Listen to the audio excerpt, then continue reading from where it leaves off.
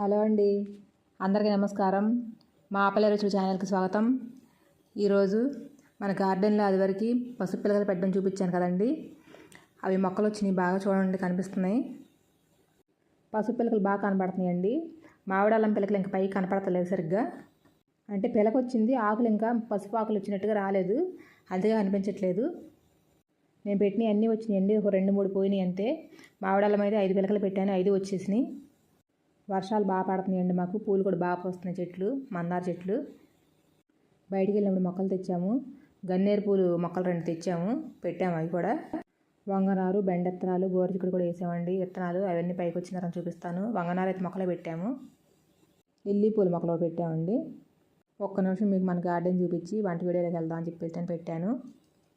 Video నచ్చితే like చేయండి, share చేయండి, మా పల్లె రుచులు ఛానల్ని సబ్స్క్రైబ్ చేయండి. వంగ మొక్కలు చూపిస్తున్నాను చూడండి. గడ్డి అంతలా చేశానండి నేను, అయినా మళ్ళీ వచ్చేసింది. కలుపు మొక్కల ముందు కొట్టే టైం కూడా లేదు, వర్షాలు పడుతూనే ఉన్నాయి. అలాగా ఇక్కడ కనిపించేది డ్రాగన్ ఫ్రూట్. ఇది కొంచెం ఎదిగితే తెలుస్తుంది మీకు, చిన్న మొక్క కదా. వంగల్లో కూడా 3 రకాలు పెట్టామండి.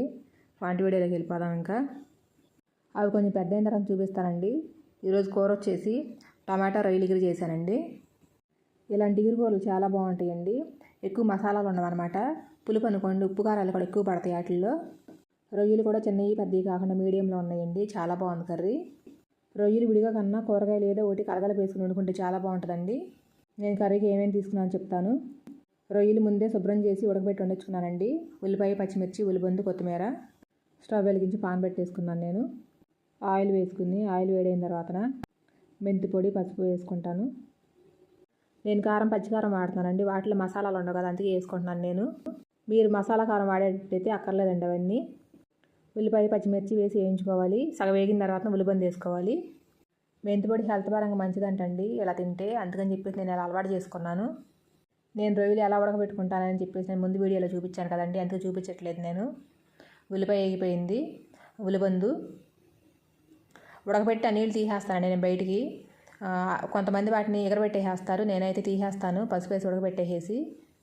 నేను వంపేస్తే టేస్ట్ అంతా పోయిద్ది అనుకుంటారు, కానీ అట్లా ఉంచేసి తింటేనే మంచిదని చెప్పేసి డాక్టర్స్ కూడా చెప్తున్నారు. కొన్ని మనకి ఇష్టమైన తినాలంటే ఇలా చేయాలండి, తప్పదు. వాటర్ ఉంచేసేయాలి, టేస్ట్ గురించి చూసుకోకూడదు. కొంచెం అల్లం వెల్లుల్లి పేస్ట్ వేసాను, 1½ స్పూను. పచ్చివాసన పోయేదాకా వేయించుకోవాలి. వేయించుకున్న తర్వాత రొయ్యలు వేసుకుందాము. ఇవి కొంచెం సేపు నూనెలో వేగాలండి. నేను మీకు టమాటాలు చూపించలేదు, 3 టమాటాలు తీసుకున్నాను, మిక్సీ వేసేసుకున్నాను, మెత్తగా పేస్ట్ చేసేసుకున్నాను. పేస్ట్ చేసుకుంటే గ్రేవీ బాగా వస్తుంది చక్కగా. కొంచెం పసుపు వేసాను.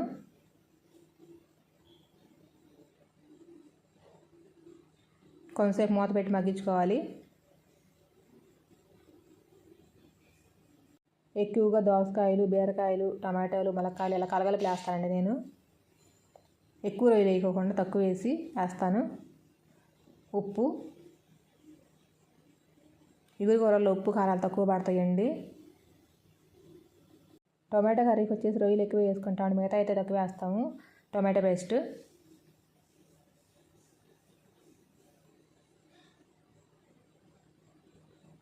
ఈ టొమాటో పేస్ట్ మసాలాలు కూడా వేసేసుకుంటానండి. వేసుకున్న తర్వాత అంతా బాగా మగ్గిపోయిన తర్వాత వాటర్ పోసుకుని ఉడకబెట్టుకోవాలి.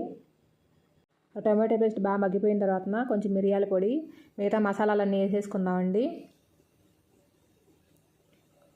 ఉప్పు కారాలు తక్కువైన తర్వాత వేసుకోవచ్చండి, చూసుకొని వేసుకోండి. తగ్గితే పర్లేదు, ఎక్కువైతే కనుక తీయలేము, తగ్గితే మళ్ళీ వేసుకోవచ్చు.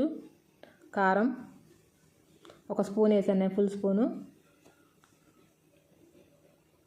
ధనియాల పొడి ఫుల్ స్పూను. గరం మసాలా తక్కువ వేసుకోవచ్చండి, ధనియాల పొడి ఎక్కువ వేసుకోండి, నీసు వాసన లేకుండా ఉంటుంది. గరం మసాలా స్కిప్ చేసేయచ్చు, కొంతమంది అసలు వేసుకోరు.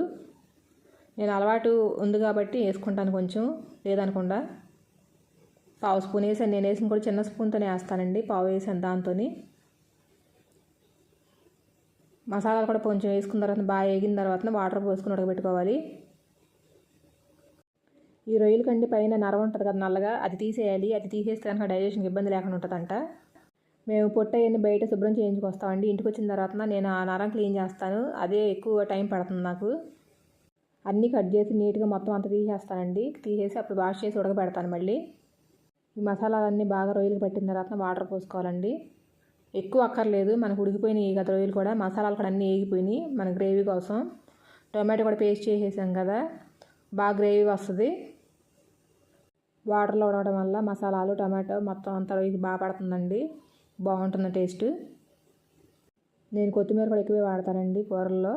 కొంచెం కొత్తిమీర వేసుకుని మూత పెట్టుకుని ఉడకబెట్టుకోవాలి. దగ్గరకు వచ్చిన తర్వాత మనకు కావాల్సినంత గుజ్జు ఉండొచ్చుకుని గ్రేవీ దించుకోవాలి. నేను ఏదో ఒకటి కలగలిపి వేస్తానండి, ఇవి కూడా ఉన్నాను. ఏమీ లేకపోతే ఇట్లా టమాటా అయినా వేసి వండుతాను, బాగుంటుంది. నేను ఎక్కువగా ఈ రొయ్యల కూరలు వచ్చేసి కూరగాయల కాంబినేషన్ అని చూపించానండి మీకు. మా పిల్లలు ఇష్టంగా వాళ్ళు తినేలాగా వండుతానండి నేను. కూరగాయలు పెడతానండి, ఇలా కూడా చేసి పెడతాను. హెల్త్ పరంగా ఇది మంచిది అది మంచిది అని చెప్పేసి నేను చెప్తూ పెడతానండి, వాళ్ళు కూడా కాదంటారు అప్పుడప్పుడు. కర్రీ అయిపోయిందండి, నేను కొంచెం కొత్తిమీర వేసుకుని దించేసుకుంటున్నాను. అందరూ ట్రై చేయండి, చాలా బాగుంటుంది. అన్నం, చపాతీ, పుల్కా, రోటీ ఇందులోకైనా తినొచ్చండి, చాలా బాగుంటుంది. అందరూ ట్రై చేయండి.